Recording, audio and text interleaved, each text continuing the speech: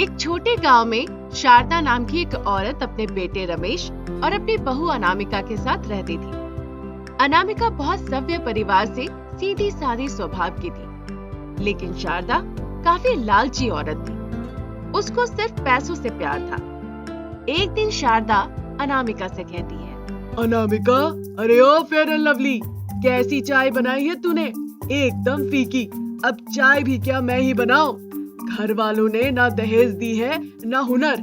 इतनी ताकत नहीं कि मैं अब अंदर जाके चाय भी बनाऊं। कमर टूट गई है मेरी। जा अंदर जाके दूसरी चाय बना ले आ। सासू माँ की बातें सुन के अनामिका कहती है, जी माँ जी। दिमाग खराब था मेरा जो इस गरीब परिवार में शादी करा दी। कोई मेल नहीं थी इस भिखारी और मेरे ऋतिक रोशन जैसे बेटे की। फिर सासू माँ शारदा शाम को रमेश घर लौटने के बाद उसे अनामिका के खिलाफ कान भर के चली जाती है। अरे माँ, अनामिका, थोड़ा पानी दे दो। आज तो इतना थक गया कि क्या कहूँ। रमेश कहता है। फिर अनामिका कहती है, ये लीजिए पानी, थोड़ा आराम कर लीजिए। अरे मेरी ऐश्वर्या रॉय, माँ का भी ख्याल रखा करो, नाराज रहती है हमेशा। चलो चलो, आप सब जानते हो, झूठ बोलती है वो। ये सुनकर रमेश गुस्से से कमरे से बाहर चला जाता है। हाँ, नहीं तो और क्या, सच बोलूं तो चुप जाता है। इस घर में सारा ऑस्कर अवार्ड बस झूठ बोलने वालों को ही मिलता है।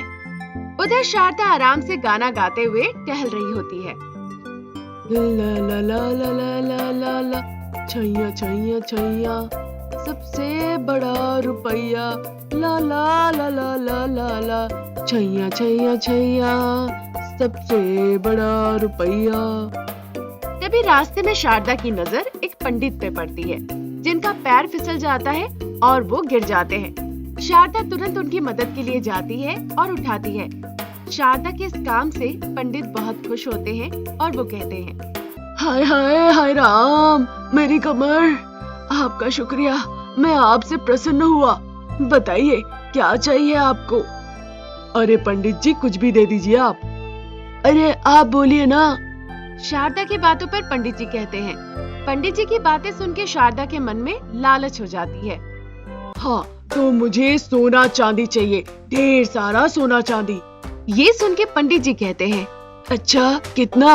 ढेर सारा, बहुत सारा, बाल दाढ़ी मूंछों के बराबर, जैसे वो अनगिनत होते हैं वैसे। पंडित जी शारदा के लालच को समझ लेते हैं और मनी मन नाराज होकर उसे सबक सिखाने का सोचते हैं। पक्का यही ख्वाहिश है आपकी? शारदा कहती है, जी हाँ, यही ख्वाहिश है। तथास्तु। शारदा की इच्छा पूरी हो जाती है, लेकिन कुछ अलग अंदाज में। शारदा के सर पे सोने के बाल आ जाते हैं, चांदी की दाढ़ी मूंछ आ जाती है उसके चेहरे पे। पंडित जी ने इस तरह से शारदा को उसके लालच का सबक सिखाते। शारदा चौंक जाती है ये सब देखकर। हाय भगवान, ये क्या हो गया? अरे दाढ़ी मूंछ चांदी के, सोने के बाल। पंडित जी, ऐसे तो सभी हंसेंगे मेरे ऊपर। मैं तो दाढ़ी मूंछ में रमेश के पापा जैसी लग रही हूँ। पंडित जी ठीक कर दीजिए, ये सब मुझे क्या हो गया?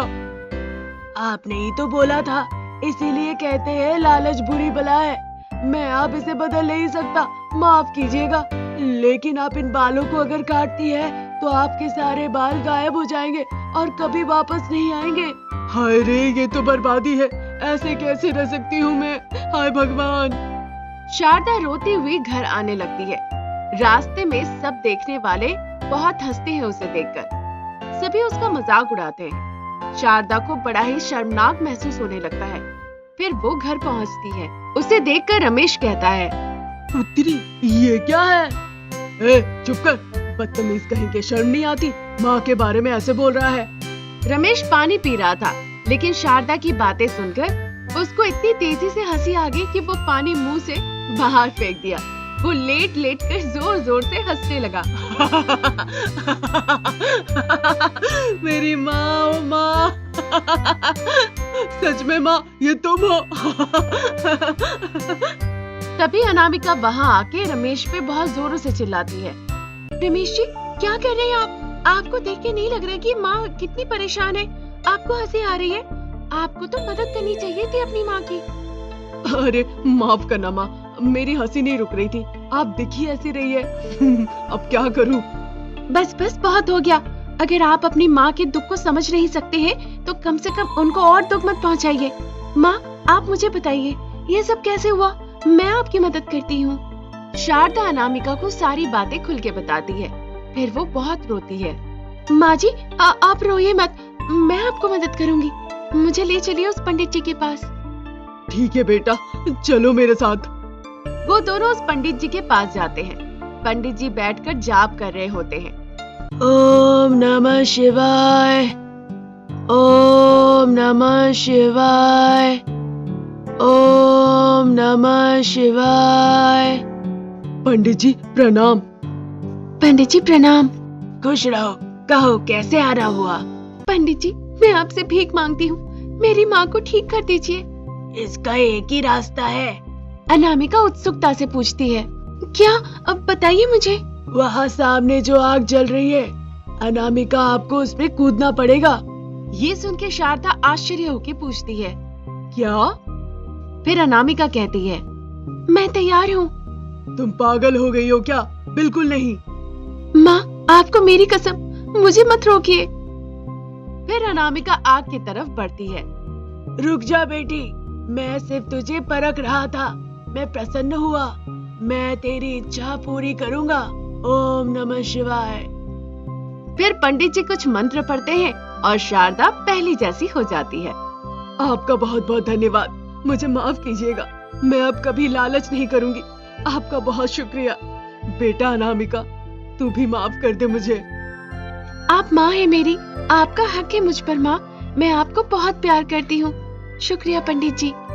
तब से शारदा और अनामिका हमेशा एक दूसरे के साथ खुशी खुशी रहने लगते हैं। अनामिका शारदा दोनों उदास होकर बैठे थे। उस दिन दिवाली थी। सभी लोग नए नए कपड़े पहने थे, पटाखे फोड़ने का आनंद ले रहे थे। उनकी पड़ोसी पार्वती उन दोनों को उदास देखकर उनके पास आकर कहती है, क्या हुआ भाभी, सभी लोग खुशी मना रहे हैं, आप दोनों इस तरह से क्यों उदास है? उनकी बातें सुन के शारदा और अनामिका दोनों रोने लगती है। ये देखकर पार्वती को कुछ समझ नहीं आता है। वो बार बार पूछती है। तब अनामिका उसे कुछ इस तरह से जवाब देती है, पार्वती आंटी, हमें इस तरह से परेशान मत कीजिए, हमारे हाल में छोड़ दीजिए, हमें मन की शांति चाहिए बस। अनामिका की ऐसी बातें सुन के पार्वती ठीक है कहती है और वहां से वो चली जाती है। वो दिन दिवाली थी। सभी लोग अच्छे से मना रहे थे त्योहार। वो दिन खत्म हो जाता है। पार्वती अपने पति से अनामिका और उसके परिवार के बारे में बातचीत करती है।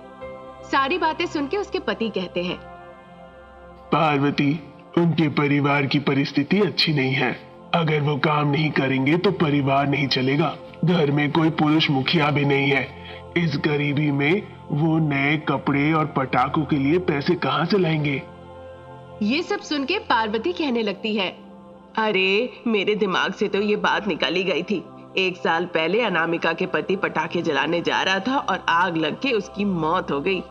और ठीक उसके 2 दिनों के बाद शारदा के पति का एक्सीडेंट हो गया था। वो दिवाली तो सच में उन दोनों के लिए विनाशकारी थी। तभी वो दोनों बैठकर ये सब सोच के रो रहे थे। पार्वती कहती है, तब जाके उन दोनों को असली बात समझ में आती है। फिर काफी देर उन दोनों में बातचीत होती है और उसके बाद पार्वती के पति चले जाते हैं। पार्वती अच्छा पकवान बना के अनामिका और शारदा के पास ले जाती है। अनामिका और शारदा दोनों अकेले अकेले बैठकर रो रहे थे। वहां जाके पार्वती कहती है, मैं पूरी तरह से समझती हूँ तुम दोनों क्यों उदास हो। ईश्वर तुम दोनों को जो चीज चाहिए वो जरूर देंगे। अतीत के बारे में ज्यादा मत सोचो। इस दिवाली को अच्छे से मनाओ। जो चले गए वो वापस तो नहीं आने वाले। पार्वती धैर्य रखने के लिए कहती है। ये सुन के अनामिका कहती है, आंटी जी, कल जब आप आई थी मैंने आपको बहुत उल्टा पुल्टा बोल दिया, आप प्लीज बुरा मत मानिएगा। अनामिका कहती है। पार्वती कहती है, ठीक है कोई बात नहीं, तुम लोग दोनों बस धैर्य रखो। फिर वहां से वो चली जाती है। उसके जाने के बाद अनामिका सासुमा शारदा से कहती है, सासुमा, पार्वती आंटी ने जो कहा वो तो सच है। हम उनके बारे में सोच के परेशान हो रहे हैं जो अब इस दुनिया में है ही नहीं, है ना? इस तरह वो चर्चा करते हैं। फिर वो दोनों अपने अपने काम के लिए चले जाते हैं। वो दोनों ही सब्जी का व्यापार करते थे। दोनों शाम तक सब्जियां बेचते हैं और शाम को घर लौट आते हैं। घर लौटने के बाद वो देखते हैं उनके घर के चारों तरफ दिए जगमगा रहे हैं। ये देखकर वो दोनों ही बड़े आश्चर्य होते हैं। किसने किया ये सोचकर वो परेशान हो जाते हैं। तब तक वो देखते हैं कि अनामिका की बहन शांति वहां पे है। शांति को देखकर अनामिका हैरान रह जाती है। तुम यहाँ कैसे आई? तुम्हें ढूंढ निकालने में बहुत समय निकल गया दीदी। तुम माँ पिताजी के खिलाफ जाके शादी कर ली और यहाँ आ गई। उसके बाद क्या हुआ तुम्हें नहीं पता। माँ पिताजी दोनों ही चल बसे। फिर वहां से मैं आश्रम चली गई। वहां पे छोटे छोटे बच्चों को मैं पढ़ाया करती हूँ। बट तुम्हारा पता लगाने में मुझे बहुत समय लग गया। इस काम में मुझे पार्वती जी ने मदद की। दिवाली के अवसर पर वो बच्चों के लिए मिठाइयाँ लेकर आई थी। वहां मैं पार्वती जी से बातें कर रही थी। उन्होंने हम दोनों की तस्वीर एक जगह देखी। फिर वो इस फोटो को देखकर पूछताछ करने लगी। मैंने कहा कि तुम मेरी बहन हो। ये सुन के वो बहुत खुश हुई और इस तरह मैं यहाँ आ गई। पता चला तुम बहुत मुसीबत में हो, इसीलिए मैं यहाँ आई हूँ तुम्हें मुसीबत से निकालने। 2 साल कड़ी मेहनत करके मैंने कुछ पैसे जमाए हैं। उन पैसों से मैं अपना व्यापार शुरू करना चाहती हूँ। बहुत दिनों से गहनों का व्यापार करने का सोच रही थी।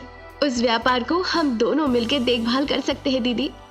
शांति कहती है। उसकी बातें सुन के अनामिका कोई जवाब नहीं देती और अंदर चली जाती है। पूरा दिन अनामिका बहुत ज्यादा उदास रहती है। 2 दिन निकल जाते हैं।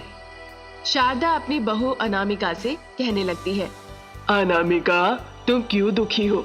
तुम्हारी बहन ने इतनी मेहनत से तुम्हें ढूंढ निकाला। तुम अपनी बहन के साथ व्यापार कर ही सकती हो। सासू माँ, शांति की शादी होने वाली है। जो पैसे उसने जमाए हैं वो उसके दहेज देने के लिए है। फिर ऐसे में रिस्क क्यों लेना? व्यापार में घाटा मुनाफा तो हो सकता है ना। मुनाफा हुआ तो ठीक है, पर अगर नुकसान हुआ तो बहुत मुश्किल हो जाएगी। शांति के यहाँ आने से मैं बहुत खुश हूँ, लेकिन पहले उसकी शादी करानी जरूरी है। समझ नहीं आ रहा क्या करना चाहिए। यही सब सोच के मैं बहुत दुखी हूँ। शारदा को इस तरह से कहकर वो बहुत दुखी हो जाती है। तब तक शांति वहां आती है। दीदी, आप मेरे बारे में इतना मत सोचो। इन सब के लिए ईश्वर है। पहले व्यापार शुरू करते हैं। अगले दिवाली हमारा घर रोशनी से जगमगाना चाहिए। इस तरह शांति अनामिका से कहती है। अनामिका व्यापार के लिए तैयार हो जाती है। शारदा अपनी बहू को देखकर बहुत खुश होती है। कुछ ही दिनों के अंदर अनामिका और शांति मिलकर अपना व्यापार शुरू कर देते हैं। शांति हमेशा से ही गहनों का व्यापार करना चाहती थी। व्यापार बहुत अच्छा चलने लगता है। शारदा, अनामिका और शांति तीनों मिलकर बहुत अच्छे से व्यापार करने लगते हैं और अपनी पुरानी जीवन की बातें भूल जाते हैं। इस तरह 1 साल निकल जाता है। देखते ही देखते व्यापार भी आसमान की ऊंचाई तक पहुंच गया। ठीक उसी दीपावली के वक्त उन्होंने बहुत पैसे कमाए और उसके बाद इसी तरह खुशी खुशी वो जीवन बिताने लगे।